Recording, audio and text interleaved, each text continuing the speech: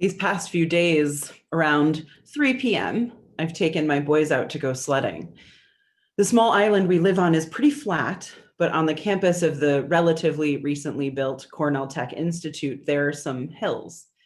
Each day, all day since the snow fell, friends and neighbors have made their way, bundled in warm hats and gloves, snow pants and masks, to trudge up the hills and slide back down. Green sleds, blue sleds, bright orange ones and pink ones, round sleds, ones that look like little seats with handles on them, pink ones, straight and pointed. The squeals of little children ring through the air along with the sound of whooshing plastic on snow. And under that, there's the low hum of parents talking across distance as the sun sets over the end of the island. And the sunsets have been beautiful. Crescent moon bright in the sky, Jupiter and Saturn awaiting their moment of conjunction in our eyes. Those deep reds and oranges you get in these early nightfalls of winter.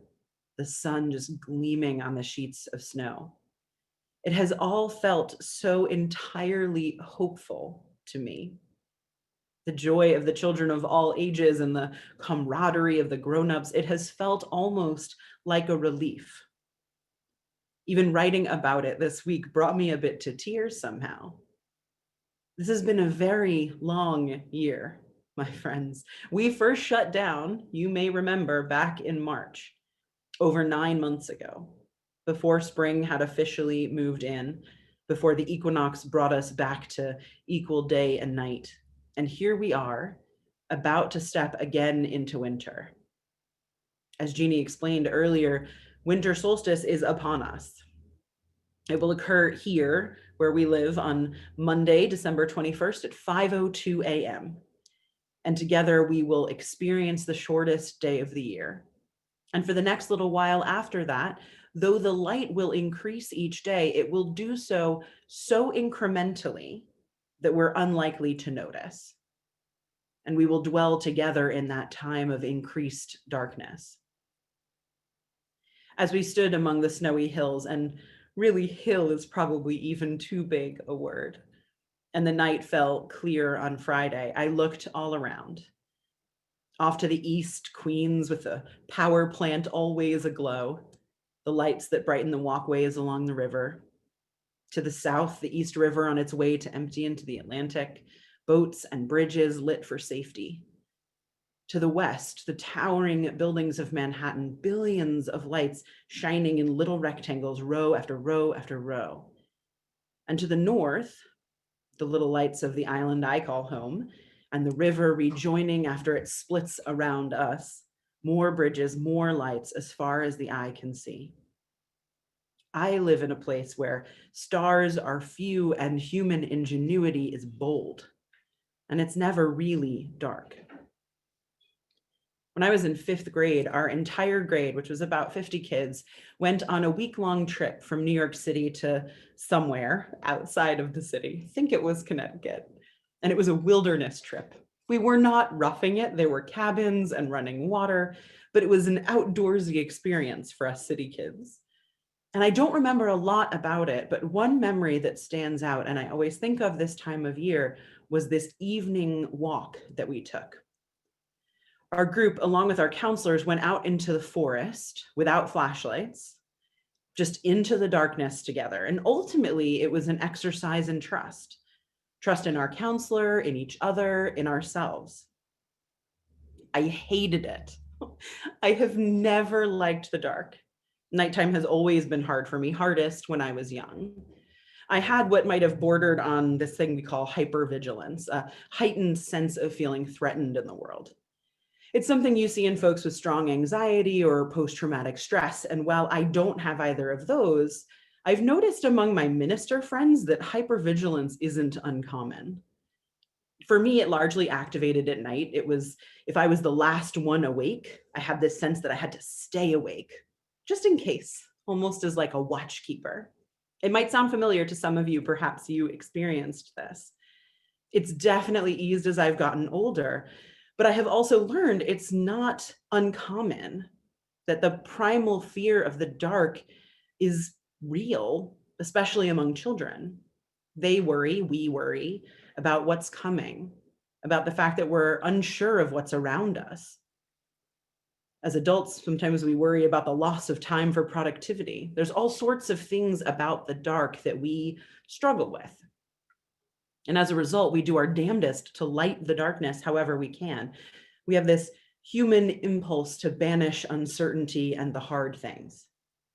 And yet it wasn't all that long ago in the grand scope of human evolution that we weren't able to banish the darkness.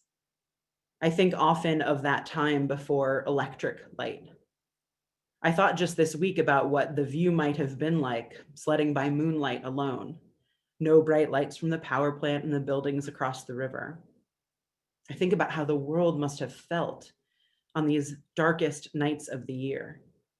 What fear it might have bred in the people who huddled together in their shelters, but also what depth and wonder and spiritual richness must also have been there.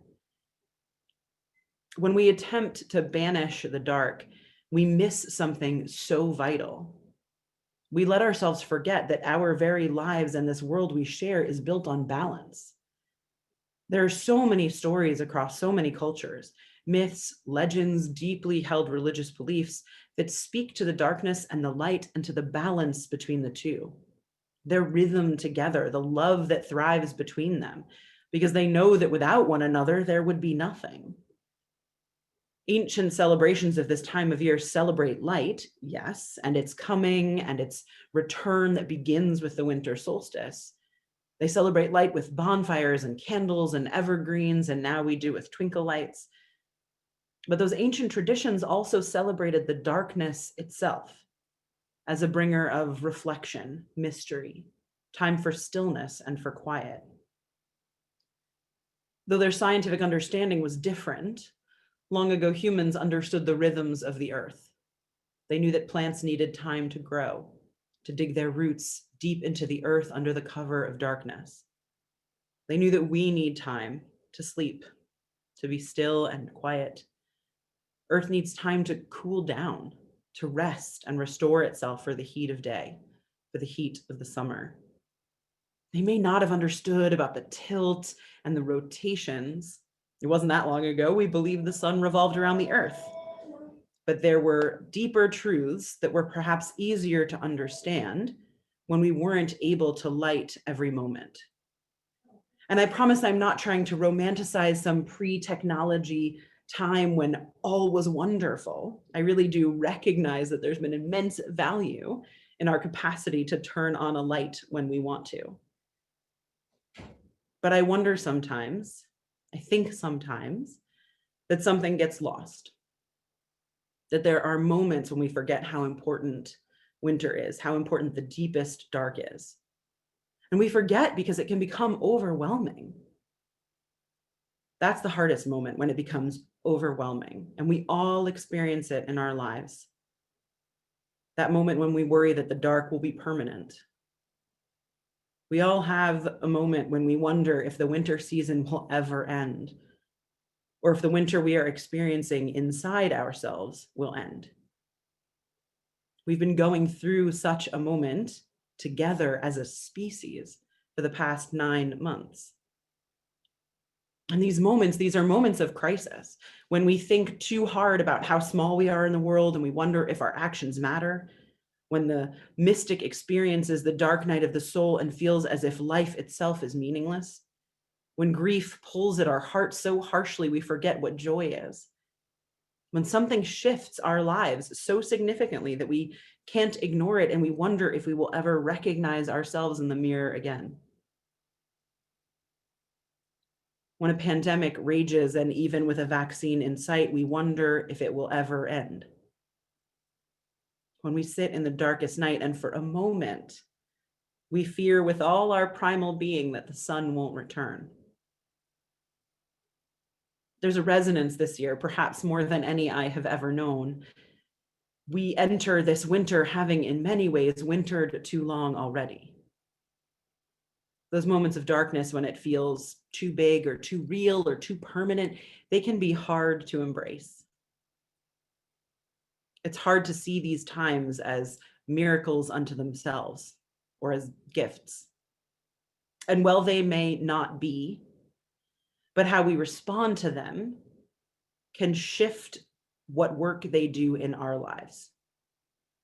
If we run in fear or turn on the artificial light too fast, we lose an opportunity to reflect and to grow. We lose an opportunity to perhaps render those moments meaningful. We forget that there is actually hope to be found in those moments too, if we know where to look. This year, more than any, we have to not run too quickly to turn on the lights. We have to take this moment to remember hope that lives in the night. However much I hated that trip into the dark forest without flashlights, I learned something there. In my fear, I held hands with the counselor, and her sure and warm grip reminded me that I wasn't alone. Around me, my friends joked and laughed, and their confidence gave me some. Another friend and I happened to be wearing the same sweatshirt, unplanned, and that coincidence offered some sense of solidarity. There were lights in the forest, not lights in the traditional sense of the word, but reminders that even though I was alone in experiencing my fear, I wasn't actually alone. All around me, the darkness was lit by my companions, and I was reminded, too, that nothing lasts forever. I look back on this year, and amidst all the pain and the challenge, there was so much work and compassion and love. And I know I have watched, and I'm sure you have, the images of the first vaccines being given, and I can't help but well with emotion, with joy, knowing the time and dedication and sacrifice by so many that it took to get to this moment. All we need to do is look around at these last 9 months to understand that everywhere, there is light and there is hope. Many, way too many lives have been lost, and too much grief has been borne, too much pain has cut us deep. And yet, in with all of that was so much commitment and faith and hope and moments of joy. The darkness is not something to simply be chased away by Yule logs and lamps. The darkness can be a place of revelation and rebirth, though, of course, we shouldn't linger there too long, all things in balance. But sometimes we have to get a little lost so that we can be found. Sometimes we have to let our flame go out so that we can be reminded of the flame in others, reminded of the love that others bear for us. Sometimes we have to stumble in the dark to remember that we have a light inside us that can outshine the sun. The cold dark of winter offers the opportunity to draw together for warmth and comfort, even at a distance. The darkness of grief and sadness offers a quiet place for healing. The darkness we see coming on in the world offers an opportunity to open our eyes, because there is a wisdom that winter brings. Winter offers us the assurance that something always lives, no matter how deeply buried under the ground it is. Something is always growing and changing beneath all that snow. Beneath all our sweaters and blankets, something is growing and changing in us that could change the world completely. Winter brings us the wisdom that the darkness doesn't last forever. The cold will pass. Winter reminds us that change is the only constant and that this is a good thing. We're not lost forever in the woods. We are able to find our way home.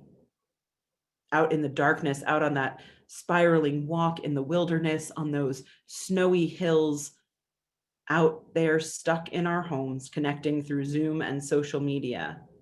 Still, we find strength in community. Still, we can learn to trust each other to bring us all through the dark.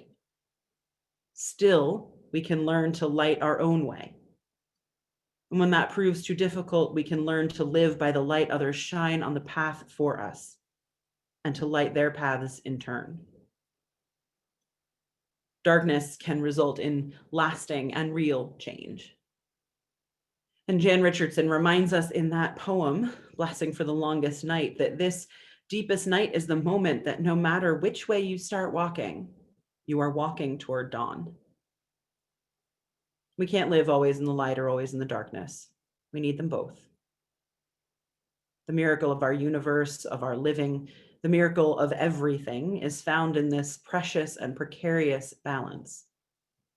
We need the joy and the sorrow, the giving and the taking, the light and the dark. When we find ways to embrace this, we can see that there is hope in everything.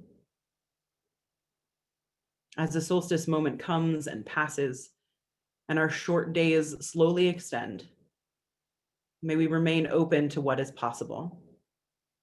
May we allow the dark, still quiet of winter to work on us, helping us grow into a deeper appreciation for the cycle of our lives that take us into and out of the light, but never leave us without hope. May each of us live into this winter time with courage, wisdom, and love, letting our lights shine brightly. So may it be. Amen.